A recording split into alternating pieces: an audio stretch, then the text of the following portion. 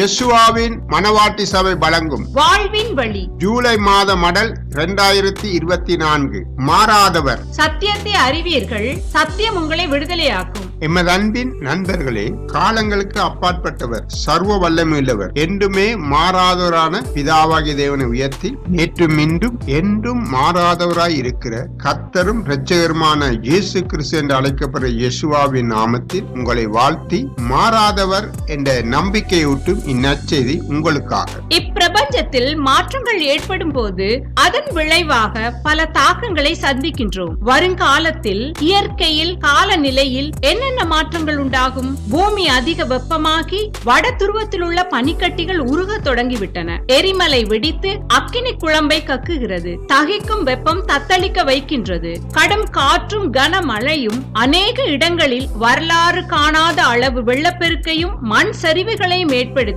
அநேகருடைய வாழ்வாதாரங்களை அளிக்கின்றன.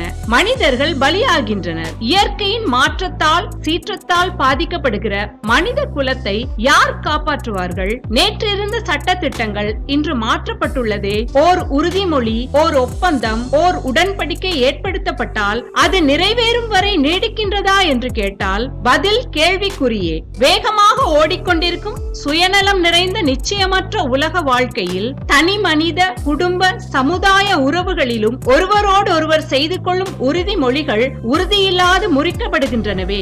நிலையானது எது? மாறாதவர் யார்? இக்கேள்விகளுக்கு பதில் உண்டா? உண்டு.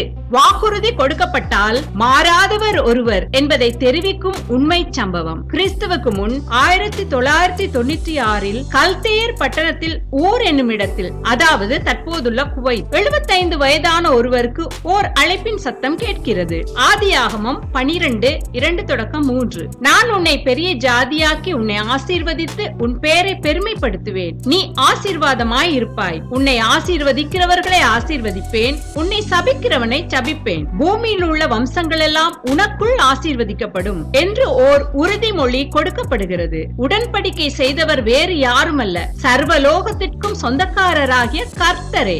என்ன வேடிக்கை! சத்தத்தை கேட்டவருக்கோ பிள்ளைகள் இல்லை. கண் காணாத ஒருவருடைய சத்தத்தை முழுமையாக நம்பி சென்றவருக்கு அடுத்த ஓரிரு வருடங்களில் பிள்ளை பிறந்திருக்க வேண்டுமே, பிறக்கவில்லை. ஆனால் கீழ்ப்படிதலோடு அக்காலத்தில் கானான் என்று அழைக்கப்பட்ட தற்போதுள்ள இஸ்ரவேலுக்கு வந்து சேர்ந்தார் ஆபிரகாம் அவரது மனைவி சாராளோடு.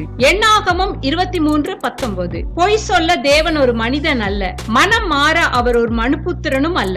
அவர் சொல்லியும் செய்யாதிருப்பாரா? அவர் வசனித்தும் நிறைவேற்றாதிருப்பாரா? ஆபிரகாமின் 100வது வயதிலே ஈசாக்கு என்னும் ஆண் குழந்தை பிறந்தது. ஈசாக்கின் மகன் யாக்கோபுக்கு பிறந்த 12 ஆண் பிள்ளைகள் வழியாக சந்ததி வளர தொடங்கியது. பஞ்சத்தின் காரணமாக இச்சந்ததி எகிப்தை நாடி போனது. யாக்கோபின் இளைய மகன் யோசேப்பு எகிப்தின் பிரதம மந்திரியாய் மேன்மைப்படுத்தப்பட்டதோடு ஆசீர்வதிக்கப்பட்ட அச்சந்ததி மேலும் பெருக தொடங்கியது. பிற்காலங்களில் யோசேப்பை அறியாத ஒரு மன்னன் பார்வோன் அவர்களை கொடுமையாய் நடத்தினான். அதனால் அவர்களிட்ட கூக்குரலை கேட்ட தேவன் ஆபிரகாமுக்கு கொடுத்த வாக்குறுதியை நினைவு கூர்ந்து மோசே என்னும் தலைவன் மூலம் சுமார் 400 வருடங்கள் அடிமைப்பட்டிருந்த அவர்களை வாக்களிக்கப்பட்ட தேசத்திற்கு மீண்டும் கொண்டு வந்து சேர்க்க சித்தம் கொண்டார். வரும் வழியில் பல கட்டளைகளை கொடுத்து அதை கைக்கொள்வதனால் வரக்கூடிய ஆசீர்வாதங்களையும் தெளிவுபடுத்தினார். யாத்திராகமம் 12:24-25 வரை. இந்த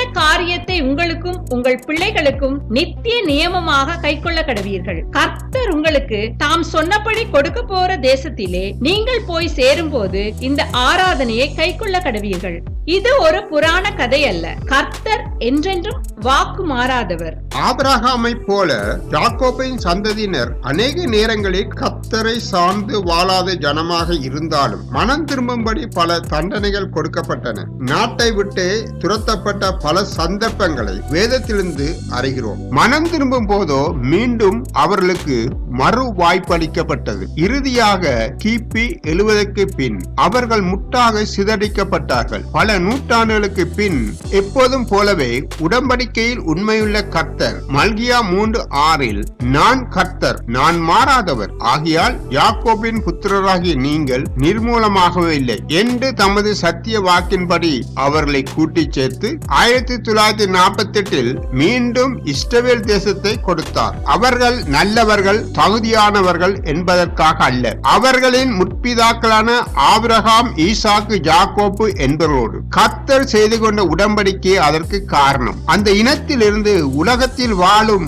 அனைத்து இன மக்களுக்கும் பாவ மன்னிப்பென்னும் இரட்சிப்பின் வாசல் திறக்கப்பட்டதால் நமது ஆண்டவரும் இரட்சகருமான யெஷுவா இயேசு பிறந்து பாவத்தை மேற்கொள்வது எப்படி என்று வாழ்ந்து காட்டி அனைவருடைய பாவ சாபங்களை தம்மீது சுமந்து கொடூரமான சிலுவையிலே தன்னையே பலியாக்கி 3ஆம் நாள் உயிர்த்தெழுந்ததினால் அவர் மூலமாய் இன்று நமக்கு இலவசமாய் பாவ மன்னிப்பு உண்டாயிருக்கிறது. கொலோசியர் 1:14 குமாரனாகிய அவருக்குள் அவருடைய இரத்தத்தினாலே பாவ மன்னிப்பாகிய மீட்பு நமக்கு உண்டாயிருக்கிறது.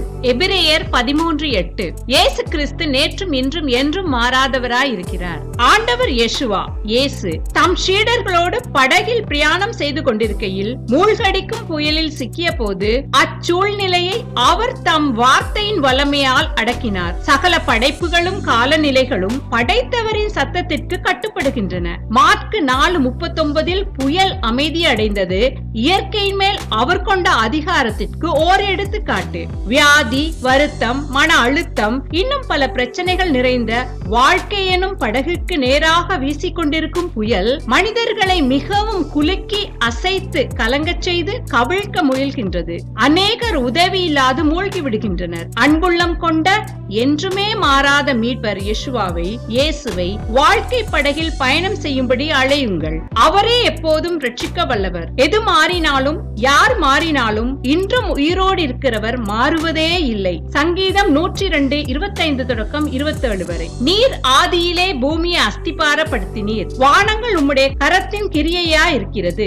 அவைகள் அழிந்து போம், நீரோ நிலைத்திருப்பீர். அவைகள் எல்லாம் வஸ்திரம் போல் பழமையாய் போம். அவைகளை ஒரு சால்வையை போல் மாற்றுவீர். அப்பொழுது மாறிப்போம், நீரோ மாறாதவராய் இருக்கிறீர். உமது ஆண்டுகள் முடிந்து போவதில்லை. இன்றும் இயற்கையை, காலநிலைகளை கர்த்தருக்கு கட்டுப்படுத்தவும் முடியும். உலக மக்களின் பாவ நோயை, பாவவினையை தீர்க்கவும் அவரால் மட்டுமே முடியும். ஆனால் இன்றோ மனிதர்களின் பாவங்கள், மீறுதல்கள், அக்கிரமங்கள் பெருகி மெய்யான கர்த்தர் கடவுள் யார் என்று தெரியாமல் குழப்பத்திலே தூரமாய் போனதினால் அவரது பரிசுத்த வழியையும் கற்பனைகளை கைக்கொள்வது எப்படி என்றும் அறியாமலே வாழ்கின்றனர். சத்திய வார்த்தைகளை தெரிவிக்கிற பரிசுத்த வேதாகமத்தை வாசித்து அதில் உள்ள உண்மைகளை, மீட்பின் வழிகளை நாம் ஏற்றுக்கொண்டு அதற்கேற்ப செயல்பட வேண்டும். எரேமியா 33:3 என்னை நோக்கி கூப்பிடு, அப்பொழுது நான் உனக்கு உத்தரவு கொடுத்து நீ அறியாததும் உனக்கு எட்டாததுமான பெரிய காரியங்களை உனக்கு அறிவிப்பேன். எமக்கு அன்பானவர்களே, கிமு 626 வாழ்ந்த எரேமியா உண்மையை சொன்னது நிமித்தம் அவருக்கு ராஜாவினால் கிடைத்த பரிசு சிறை தண்டனை. எரேமியாவின் ஜெபத்தை கேட்ட கிருபை இரக்கங்களில் மாறாத தேவன் அவரை அதிலிருந்து மீட்டெடுத்தார். நாமும் அவரை நோக்கி கூப்பிட வேண்டும். ஏசாயா 30:15 நீங்கள் மனம் திரும்பி அமர்ந்திருந்தால் ரட்சிக்கப்படுவீர்கள். அமெரிக்கையின் நம்பிக்கையுமே உங்கள் பிறனாயிருக்கும் என்று இஸ்ரவேலின் பரிசுத்தராயிருக்கிற கர்த்தராகிய தேவன் சொல்லுகிறார். அன்பானவர்களே, பெருமதி மிக்க பாவ மன்னிப்பு, மீட்பு, சமாதான வாழ்க்கை, இன்னும் பல கர்த்தருடைய வாக்குறுதிகள் எல்லாமே ஆண்டவர் இயேசுவுக்குள் இலவசம். மாறாதவரை குறித்தும் அவரது வாக்குறுதிகளை குறித்தும் தெரிந்து கொண்டு அவரை பின்பற்ற பரிசுத்த வேதாகமும் உங்களுக்கு உதவி செய்யும். உங்களுக்காக நாங்கள் தொடர்ந்தும் ஜெபித்து வருகிறோம். மீண்டும் சந்திப்போம். இப்படிக்கு அன்புடன் யெஷுவாவின் மனவாட்டி சபை.